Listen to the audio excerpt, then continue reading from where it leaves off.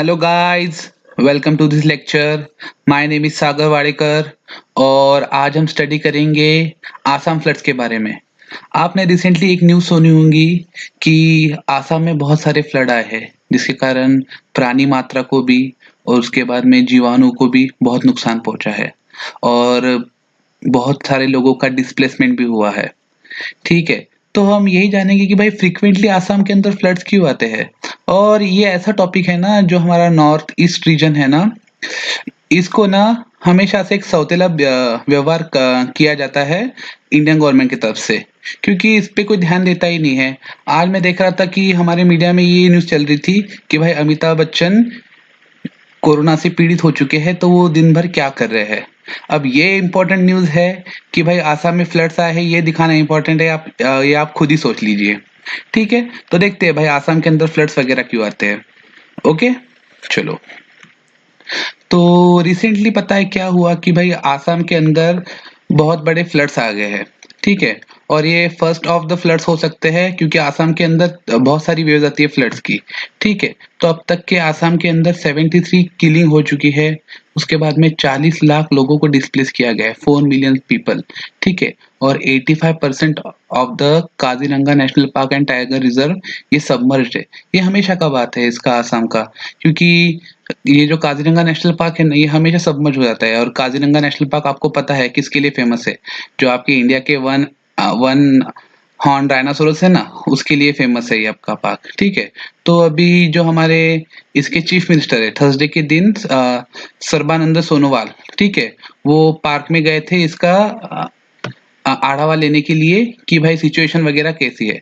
ठीक है, तो एनिमल्स की भी हानि देखती है भाई। 125 एनिमल अब तक रेस्क्यू किए गए हैं, लेकिन 86 डाई भी किए हैं। ठीक है, और ये मतलब इसके अंदर इंक्लूड करते हैं भाई राइनोज होते हैं, उसके अंदर डियर है, वाइल्ड बोर है। अभी मैं कल ही न्यूज देख रहा था, उसके अंदर बताया कि अभी दो आपके वन हॉर्न राइनासोरस जो है वो आपके डूब गए उसके अंदर। मतलब बहुत विचलित करने वाला चित्र था वो।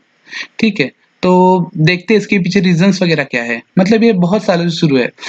ये जो डेटा दिया गया है, ये 1988 से इतनी मौतें हुई है एनिमल्स की, 125 एनिमल्स, ये तो रिकॉर्डेड है। ठीक है, और अनरिकॉर्डेड मौतें तो हमको पता भी नहीं है भाई कितने मौत हुए कितने, वो तो मतलब जब फ्लड रिसीड करेगा उसके बाद में हमको पता चलेगा। और इसको बोला गया कि भाई 6th वर्स्ट फ्लड है 1988 के बाद में। ठीक है, तो अभी देखते हैं हम भाई ब्रह्मपुत्र नदी आती कहाँ से है। आपको पता है यहाँ पे कैलाश मानसरोवर पर्वत है तिब्बत के अंदर, और इसको और हम अच्छे से बोल सकते हैं चाइना ऑक्यूपाइड तिब्बत। ठीक है, तो यहीं से आपकी इंडस नदी यहाँ पर जाती है। ठीक है, और इसके राइट साइड से ब्रह्मपुत्र नदी बनती है। तो ब्रह्मपुत्र नदी जिसको चाइना में बोलते हैं सैंगपो, ठीक है, वो यहाँ से स्टीप टर्न लेके इंडिया के अंदर आती है। ठीक है, तो यहाँ से जाते हुए ये पूरा अरुणाचल प्रदेश से एंटर करते हुए डिब्रूगढ़ जाते हुए ईटानगर से डुबरी करके यहाँ से बांग्लादेश में एंटर करती है। ठीक है, ये बहादुरगढ़ है ना, ये इंडिया का पार्ट है। ये सबसे लास्ट पॉइंट है जहाँ से ब्रह्मपुत्र नदी गुजरती है इंडिया से। ठीक है, और आपको ये चीज पता होगा कि भाई स्ट्रॉन्गेस्ट एंड द सिल्टियस्ट नदी है जो पूरे वर्ल्ड के अंदर है, उसके अंदर ब्रह्मपुत्र का नाम आता है। ठीक है, फर्स्ट पे है अमेजोन, सेकंड पे आती है कॉन्गो, थर्ड पे आती है यांगसे, ये चाइनीज नदी है, उसके बाद में ब्रह्मपुत्र आती है। ठीक है, और सेडिमेंटेशन ईल्ड, भाई कितना टन पर स्क्वायर किलोमीटर ये ईल्ड करता है। तो सबसे पहले येलो रिवर आपकी चाइना के अंदर आती है। जो आपका प्लेन्स है ना चाइना के अंदर, यहाँ पे कुछ प्लेन्स वगैरह है, वहां पे येलो नदी जाती है और वो ईस्ट चाइना सी के अंदर जाके उसका विलय हो जाता है। ठीक है, सेकंड नंबर पे आती है आपकी ब्रह्मपुत्र नदी। उसका सेडिमेंटेशन ईल्ड देखिए आप, 1228 टन पर स्क्वायर किलोमीटर ये ईल्ड करती है। भाई इतना सिल्टिंग होता है। ठीक है, तो इसके रीजंस आप देख सकते हैं कि भाई सबसे बड़ा कारण तो इसका सिल्टिंग है भाई। ठीक है, तो ऐसा होता है कि जब ये नदी यहाँ से आती है, टोटल पूरा उसका जो फेज है यहाँ से आती है, तो ये बहुत सारा आपका सिल्टिंग लेके आती है। और सिल्टिंग से यहाँ पे क्या होता है कि पूरे के पूरे यहाँ पे टेम्पररी आइलैंड बन जाते हैं। कभी कभी आपके जो मड मड आइलैंड होते हैं वो बन जाते हैं, जिससे कारण जो आपका कैचमेंट इलाका है वो उसका नदी का बढ़ जाता है। ठीक है, ये तो आपका एक नेचुरल रीजन हो गया। ठीक है, सेकेंड आप इस चीज में आप एक और धारणा लगा सकते हैं या और एक विचार कर सकते हैं कि भाई ग्लोबल वार्मिंग बहुत ज़्यादा बढ़ चुकी है। क्लाइमेट चेंज भी तो बहुत बड़ा रीज़न है ना इसके अंदर। तो क्लाइमेट चेंज के कारण क्या हो रहा है, यहाँ पे ग्लेशियर जल्दी से पिघल रहे हैं, इसके कारण पानी बहुत फ्लो से आ रहा है। ये आपकी रिसेंटली ही प्रॉब्लम है कि 1980s से लेकर पता है क्या फ्लडिंग बहुत ज़्यादा शुरू हो चुकी है। और फ्लडिंग वेव्स में आती है कि भाई समझ लीजिए रेनी सीजन शुरू हो गया तो इसका मतलब ये नहीं कि भाई आपका एक टाइम फ्लडिंग हो गया और खत्म हो गया। ये आपके रेनी सीजन के अंदर 3-4 बार आता है। ओके? तो ये आपका एक नेचुरल रीज़न हो चुका है, ठीक है? तो अब रीज़न वगैरह देखते हैं कि भाई जो इसके अंदर भाई बताया गया भाई टोपोग्राफी आपकी रीजन की ऐसी है ना, भाई आपको पता होगा कि भाई इंडिया के अंदर सबसे वेटेस्ट रीजन ये मौसिनराम है, ठीक है? मेघालय में आता है, तो आपको पता है पूरे नॉर्थ ईस्ट के अंदर बहुत ज़्यादा बारिश होती है, रिकॉर्ड बारिश होती है, ठीक है? और समझ लीजिए इतनी बड़ी नदी है, इतना बड़ा उसका एम्बैंकमेंट है, इतना इतना बड़ा उसका कैचमेंट इलाका है, तो वो ऑब्वियस सी बात है कि इसके अंदर पानी तो भरेगा और आजू-बाजू में जाएगा, ठीक है? अब इसके अलावा कुछ और नेचुरल रीज़न है कि भाई सॉरी और आपके मैन मेड वन्स सबसे ज़्यादा इम्पोर्टेंट है, ठीक है? भाई नदी के पास में हैबिटेशन होना, ठीक है?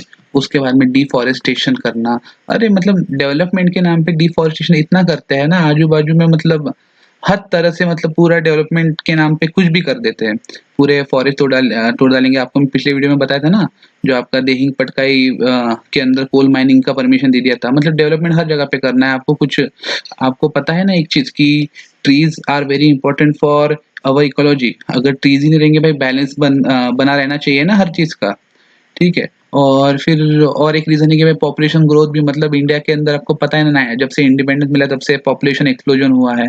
और ये बसते भी कहाँ है, कैचमेंट इलाके पे। ठीक है? अब उनकी भी कोई गलती नहीं है, वो बहुत सारे लोग नदी पे डिपेंड भी करते हैं, जैसे फार्मिंग वगैरह हो गया, उसके बाद में फिशिंग वगैरह हो गया, वो भी मतलब एक अच्छी इंडस्ट्री है इन लोगों के लिए, और वो वहाँ पे गरीब लोग, गरीब फार्मर्स वगैरह भी रहते हैं।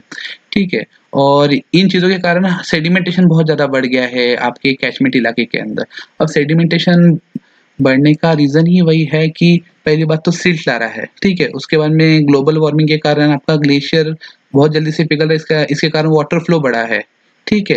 अब और उसके बाद में ये मैन मेड जो रीज़न्स वगैरह है, इसके कारण आपका नदी के आस-पास में इलाका ही रहा नहीं जहाँ से वो नदी फैल सके, ठीक है?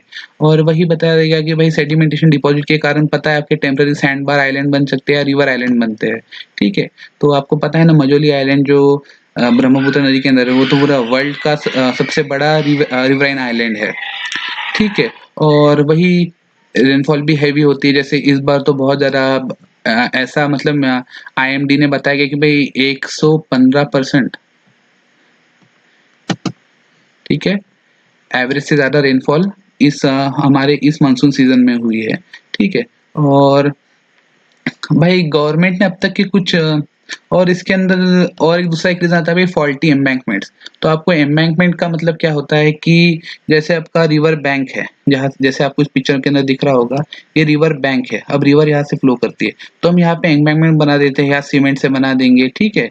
या तो फिर लकड़ियों से बना देंगे, ठीक है? जिसके कारण पानी इसके ऊपर इस यहाँ पे सेटलमेंट बनी हुई है। यहाँ पे समझ लीजिए सेटलमेंट वगैरह बनी हुई है, इसके पीछे समझ लीजिए सेटलमेंट बनी हुई है। तो यहाँ तक के पानी ऊपर चढ़ के यहाँ पे आ ना सके, ठीक है? तो फॉल्टी एम्बैंकमेंट का मतलब ही यही होता है कि जैसे अब इसके अंदर डेटा के अंदर ये बताया गया भाई अब तक के 60 साल के अंदर जो जितने भी आसाम की गवर्नमेंट आई भाई, चाहे वो कांग्रेस की आए या एनपीपी की आए या भाजपा की आए, उन्होंने 30,000 करोड़ बस एम्बैंकमेंट बिल्ड करने के लिए किया है, और that is of no use, ठीक है? और 4,500 किलोमीटर के एम्बैंकमेंट बनाए। लेकिन इसके अंदर आप इसका एक फॉल्टी क्यों बोले हैं उसको, ठीक है? तो एग्जांपल के लिए थे भाई डिब्रूगढ़ और पात्रागांव, ठीक है? तो आपका एक डिब्रूगढ़ एक सिटी है, 2 सेकंड आपको मैप में बताता हूँ, ठीक है? ये आपका डिब्रूगढ़ आपका सिटी है, ठीक है? ये पूरा आपके गंगा नदी के सॉरी ब्रह्मपुत्र नदी के बैंक पर है, ठीक है? अब इसको पूरा एम्बैंकमेंट किया गया है कि भाई आजू-बाजू के सेटलमेंट्स तो डिब्रूगढ़ के बचे रहे, ठीक है? लेकिन उससे मतलब 10 या 20 किलोमीटर हार्डली दूर ही आपका पाटरा गाँव है, ठीक है? तो वहाँ पे एम्बैंकमेंट तो बने हुए नहीं है। अब आपको फिजिक्स का लॉ तो पता है ना भाई, जितना आप एनर्जी कंजर्व करेंगे, आगे जाके वो इतना ही फैलेगा। तो पूरा का पूरा पात्रा गाँव डूब के यहाँ तक के आपका पानी फैल जाता है, ठीक है? तो इसको बोलते हैं फॉल्टी एम्बैंकमेंट। तो भाई आपका एम्बैंकमेंट भी होता है ना, ये आपका टेम्परेरी रिलीफ होता है, ठीक है? अब गवर्नमेंट के इसके अंदर ट्राई क्या किया है भाई, गवर्नमेंट ने एक मास्टर प्लान लाया था 1982 के अंदर कि भाई यहाँ पे डैम और रिजर्वायर बनाया जाए, ठीक है? पर ये भी एक टेम्परेरी मेजर है भाई, आपको अगर वाटर रोकना है तो आप डैम बनाओगे, ठीक है? तो भाई इसको मतलब ट्रेडिशनली मतलब लोगों ने वहाँ पे इंडिजिनस ट्राइबल लोग हैं ना, तो उन्होंने उसको हमेशा अपोज़ ही किया है क्योंकि इसके कारण इकोलॉजी डिस्ट्रॉय होती है, ठीक है? उसके बाद में वाटर का फ्लो भी रेगुलेट नहीं होता है, ठीक है? और इसके मतलब ये तो फिज़िबल है ही नहीं इस इलाके में, इतना इकोलॉजिकली रिच इलाका है ना हमारा ब्रह्मपुत्र वैली और नॉर्थ ईस्ट है ना, तो वहाँ पे मतलब डैम बनाना मतलब एक सुसाइडल चीज़ है, ठीक है? तो अब तक की ये प्लान तो हो नहीं पाया, लेकिन फिर भी डेवलपमेंट के लिए बहुत सारे डैम के प्रोजेक्ट तो बन रहे हैं हाइडल पावर के लिए या उसके बाद में दूसरे प्रोजेक्ट तो बन रहे हैं, लेकिन वो सक्सेस से नहीं हो पा रहे हैं, ठीक है? तो इसके लिए अब कोई लॉन्ग टर्म सॉल्यूशन है कि नहीं? भाई हर चीज़ का सॉल्यूशन तो होता है, ठीक है?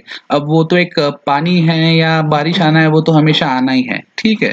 तो मतलब इसके ऊपर कोई एक लॉन्ग टर्म सॉल्यूशन देना मतलब कोई बड़ी बात नहीं है, लेकिन इसके लिए एक पॉलिटिकल विल चाहिए और एक कोऑर्डिनेशन चाहिए जितने भी आपके कैचमेंट इलाके के नेशंस हैं ना, जैसे आपकी ब्रह्मपुत्र नदी आपको पता है कहाँ-कहाँ से बहती है, मैप देखते हैं फिर से। ब्रह्मपुत्र नदी आपकी बहती है पहले देखिए बात चाइना से, ठीक है? और फिर इंडिया से, इंडिया के अंदर बांग्लादेश के अंदर और फिर भूटान से भी इसकी ट्रिब्यूटरी आती है। तो ये चारों कंट्रीज़ को मिला के एक इंटीग्रेटेड वाटर कैचमेंट प्लान बनाना पड़ेगा।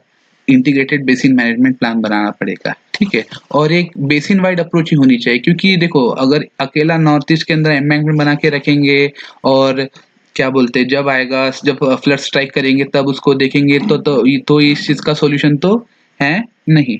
ठीक है, उसके अंदर इंटर-स्टेट पार्टनर चाहिए।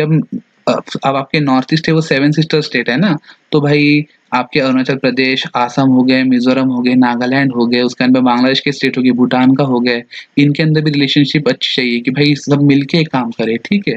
और जैसे एक अमेरिका के अंदर भाई फ्लड प्लेन ज़ोनिंग करते हैं, तो वो लोग क्या करते हैं फ्लड प्लेन ज़ोनिंग के अंदर कि जैसे कोई भी अगर रिवर कैचमेंट इलाका है, उसको डिवाइड कर देते हैं और उसके अंदर मतलब एक्टिविटीज़ वगैरह है उसको देख लेते हैं कि भाई यहाँ पे एग्रीकल्चर ज़्यादा होता है, यहाँ पे फार्मिंग ज़्यादा होती है और यहाँ पे पानी ज़्यादा आता है, यहाँ पे पानी थोड़ा कम आता है।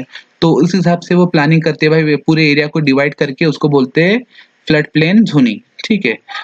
और यही ऑप्शन है हमारे पास में भाई कि हम कितना डैमेज को कम कर सकते हैं रादर देन हम हाहाकार मचाए कि नहीं एम्बैंकमेंट बना देते हैं हम, ठीक है? या तो फिर जब आएगा तब देखा जाएंगे, जब आएंगे लोगों को रेस्क्यू कर दिया जाएगा, ठीक है? जितना नुकसान है नुकसान हो जाने दो क्योंकि ये लॉन्ग टर्म इकोनॉमिक इम्पैक्ट भी डालता है भाई 3-4 महीने के लिए पूरा का पूरा आसाम आपका नॉर्थ ईस्ट पूरा स्तब्ध हो जाता है इस आपके फ्लडिंग के कारण, ठीक है? और जान माल की मतलब जो हानि होती है वो तो अलग बात है एंड आपको पता है ना भाई एवरी लाइफ मैटर्स, ठीक है? तो मुझे लगता है कि आपको रीज़न पता चल गए होंगे कि भाई आसाम के अंदर फ्लडिंग क्यों होती है, ठीक है? मिलते हैं अगली बार, थैंक यू वेरी मच। और एक चीज़ आपसे रिक्वेस्ट है कि प्लीज़ मेरे चैनल को सब्सक्राइब करिए